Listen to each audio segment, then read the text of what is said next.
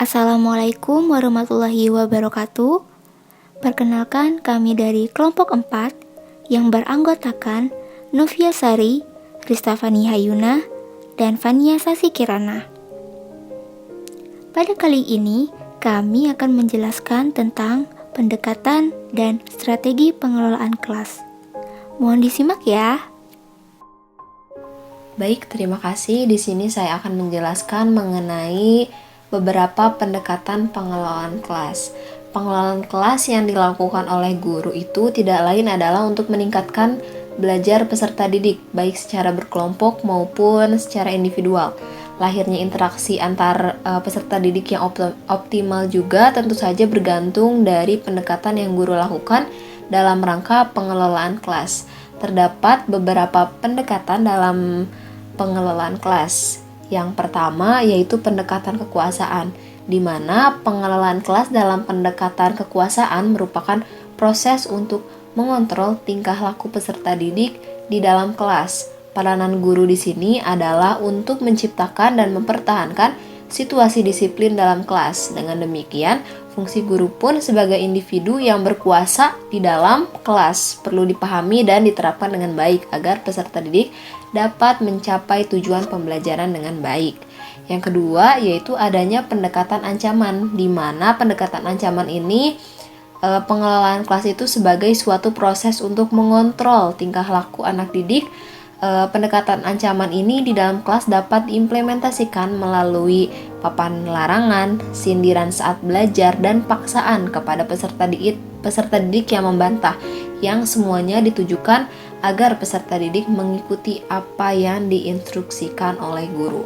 Kemudian yang ketiga adanya pendekatan kebebasan, di mana pendekatan kebebasan ini merupakan pendekatan pengelolaan kelas yang membantu peserta didik agar merasa lebih bebas untuk mengerjakan sesuatu kapan saja dan di mana saja tanpa dibatasi oleh waktu dan tempat.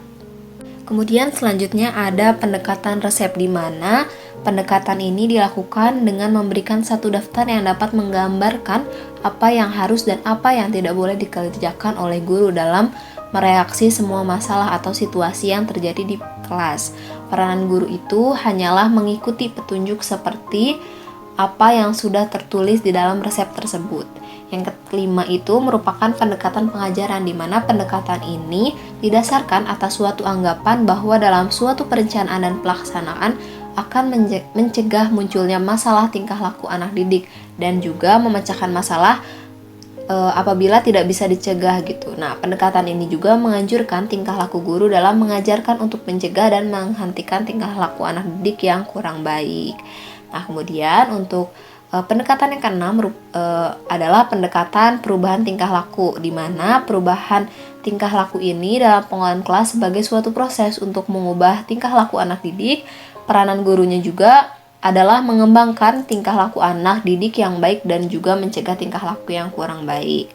Kemudian pendekatan yang ketujuh yaitu pendekatan sosio-emosional dan hubungan sosial, di mana pendekatan ini merupakan suatu proses menciptakan iklim atau suasana emosional dan hubungan sosial yang positif di dalam kelas. Artinya, ada hubungan baik yang positif antara guru dan peserta didik, serta hubungan antar peserta didik. Nah, di sini guru merupakan kunci terhadap pembentukan hubungan pribadi itu, dan peranannya adalah menciptakan hubungan pribadi yang lebih sehat. Nah, kemudian yang kedelapan yaitu pendekatan kerja kelompok, di mana pendekatan ini dalam pengelolaan kelas sebagai suatu proses untuk menciptakan kelas sebagai suatu sistem sosial, di mana proses kelompok ini merupakan yang paling utama. Peranan guru di sini adalah mengusahakan agar perkembangan dan pelaksanaan proses kelompok itu lebih efektif gitu. Nah, untuk yang kesembilan, pendekatan elektis atau pluralistik, di mana pendekatan ini menekankan pada potensi kreativitas dan inisiatif dari guru kelas untuk memilih berbagai pendekatan yang tepat dalam berbagai situasi yang dihadapi di kelas. Nah, kemudian yang terakhir ada pendekatan teknologi dan informasi.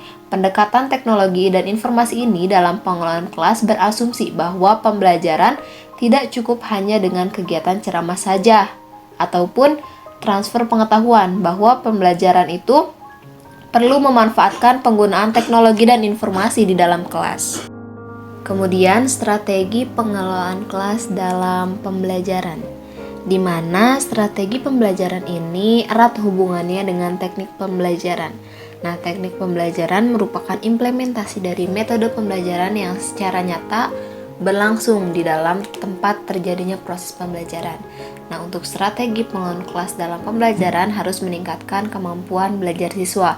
Antara lain, yang pertama itu menciptakan suasana atau kondisi yang optimal, di mana seseorang guru harus bisa menciptakan suasana atau kondisi dari kondisi interaksi pendidikan dengan jalannya untuk menciptakan kondisi baru yang menguntungkan proses pembelajaran sehingga siswa bersemangat dalam belajarnya. Yang kedua, berusaha menghentikan tingkah laku siswa yang menyimpang. Seorang guru melakukan identifikasi masalah dengan jalan berusaha memahami dan menyelidiki penyimpangan tingkah laku siswa yang mengganggu kelancaran proses pembelajaran mengajar di kelas.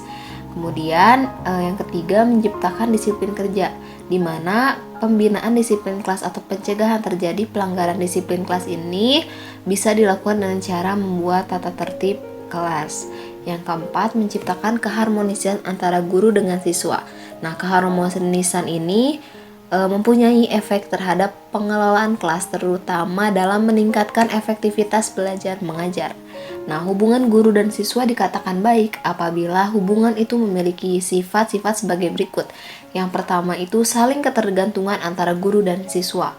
Kemudian yang kedua, kebebasan yang memperbolehkan setiap orang tumbuh dan mengembangkan keunikannya, kreativitasnya, dan juga kepribadiannya. Yang ketiga, saling memenuhi kebutuhan sehingga tidak ada kebutuhan satu orang pun yang tidak terpenuhi. Kemudian, Caroline M. Everson dan Edmund T. Emmer menyebutkan beberapa strategi pengelolaan kelas untuk mengatasi perilaku siswa saat pembelajaran berlangsung, seperti menerapkan bahasa nonverbal seperti menggelengkan kepala, kontak mata, sentuhan pada siswa, hingga gerakan tangan dan jari yang dapat dipahami oleh siswa sendiri. Yang kedua, mengurangi waktu jeda jika siswa mulai terlihat tidak nyaman seperti berlari-lari dan juga mondar-mandir di dalam kelas. Yang ketiga, memantau siswa agar berperilaku sesuai norma dan sopan santun. Yang keempat, memperingati siswa jika terlihat tidak fokus saat belajar. Yang kelima, menginstruksikan dan membantu siswa selama mengerjakan tugas individual maupun kelompok serta memotivasi siswa selama pembelajaran berlangsung. Kemudian yang keenam yaitu bertanya pada siswa tentang perilakunya apakah sesuai dengan norma atau tidak dan meminta siswa untuk memilih apakah meneruskan atau memperbaiki perilakunya tersebut. Yang ketujuh yaitu menunda pemberian reward atau keinginan siswa jika siswa tersebut tidak berperilaku sebagaimana mestinya. Kemudian selanjutnya mengasingkan siswa yang mengganggu siswa lain ke ruangan lain. Nah, kemudian memberikan hukuman non-fisik pada siswa yang tidak mengerjakan tugas. Kemudian menunda jam istirahat siswa yang tidak mengikuti aturan dengan baik. Dan yang terakhir, mengadukan perilaku siswa pada wakil kepala sekolah jika sudah tidak bisa ditangani oleh guru kelas. Karakteristik anak berkebutuhan khusus hambatan fisik. Menurut Fatur Rahman 2018, anak berkebutuhan khusus yang mengalami kelainan fisik yaitu anak tunanetra, tunarungu, dan tunadaksa. Tunanetra. Anak tunanetra adalah anak-anak yang mengalami kelainan atau gangguan fungsi penglihatan yang dinyatakan dengan tingkat ketajaman penglihatan atau visus centralis di atas 20/200 dan secara pedagogis membutuhkan layanan pendidikan khusus dalam belajarnya di sekolah. Beberapa karakteristik anak-anak tunanetra adalah yang pertama, segi fisik. Secara fisik, anak-anak tunanetra nampak sekali adanya kelainan pada organ penglihatan atau mata, yang secara nyata dapat dibedakan dengan anak-anak normal pada umumnya. Yang kedua, segi motorik. Hilangnya indera penglihatan sebenarnya tidak berpengaruh secara langsung terhadap keadaan motorik anak tunanetra, tetapi dengan hilangnya 4-2 unit pengalaman visual menyebabkan tunanetra kurang mampu melakukan orientasi lingkungan. Yang ketiga, perilaku. kondisi tunanetra tidak secara langsung menimbulkan masalah atau penyimpangan perilaku pada diri anak. Meskipun demikian, hal tersebut berpengaruh pada perilakunya.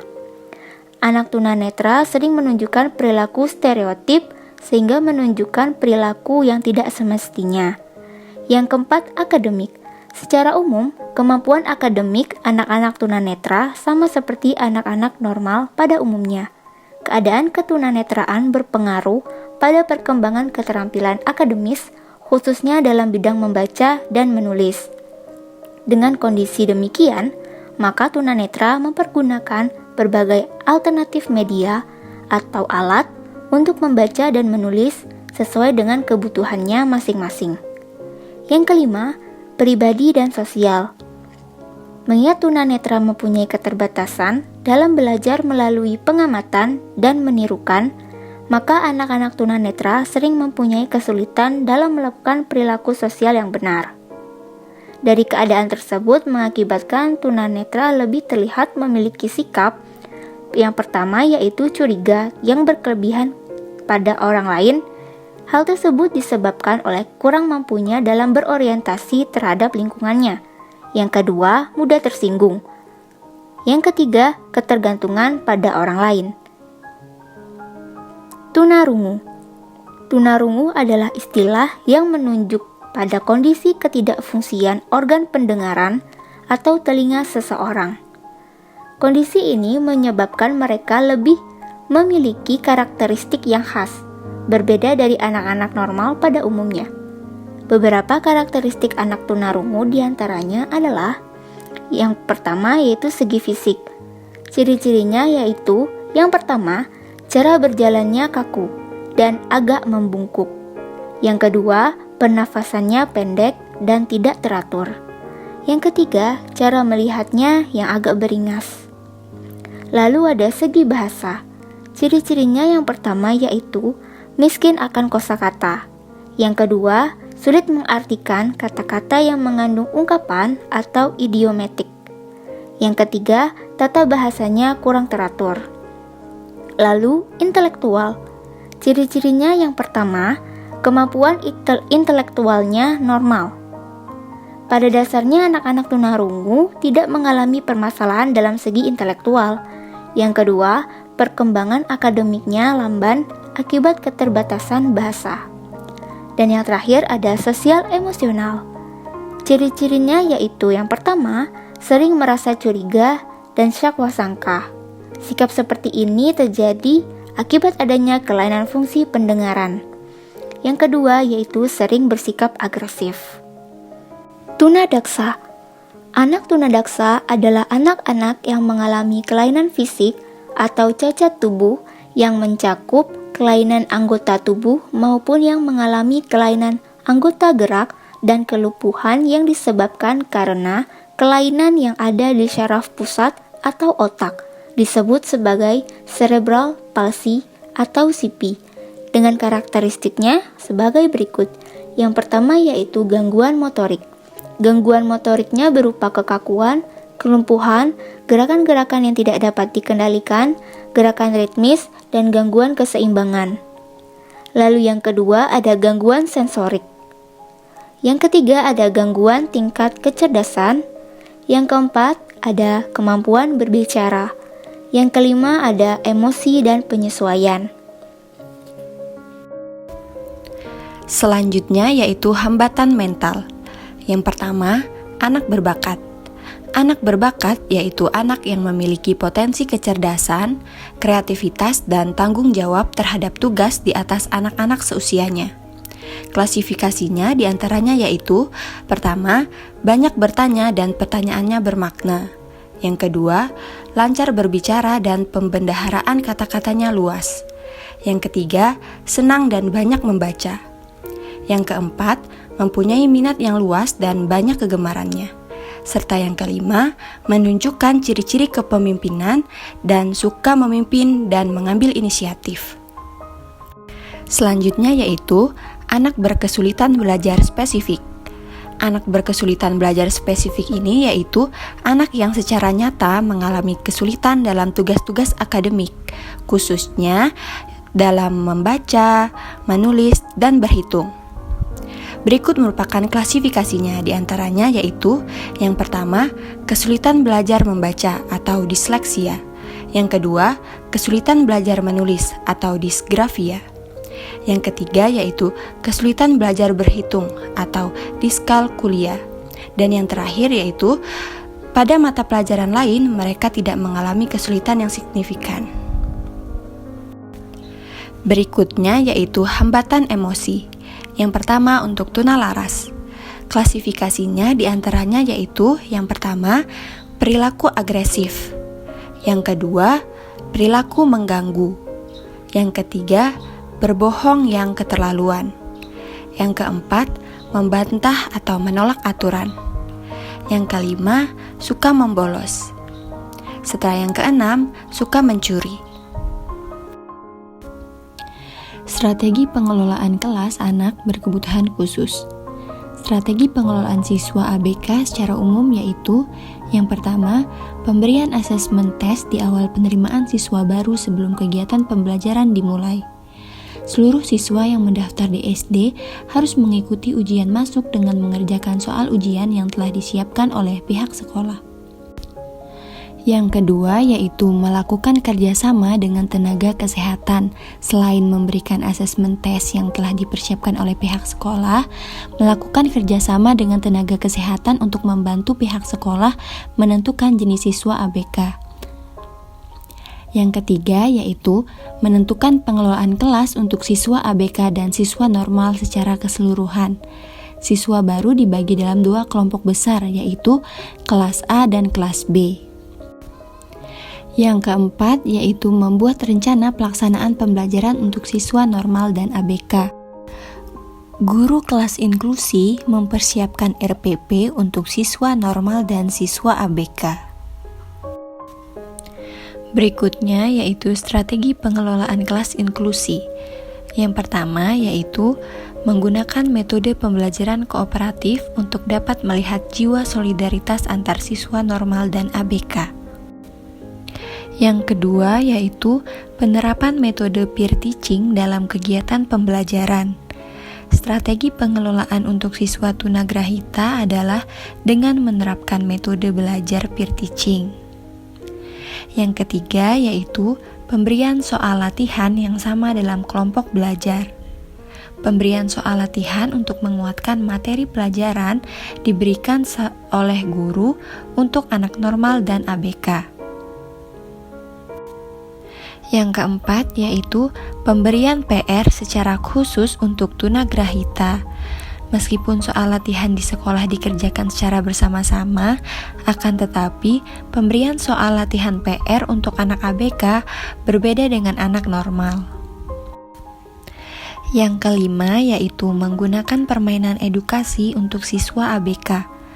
Guru selalu berusaha untuk mengajarkan anak ABK belajar membaca, berhitung, menulis, dan bersosial dengan berbagai cara agar berhasil, meskipun perlahan-lahan dan tidak terlalu memaksakan siswa ABK berpikir keras.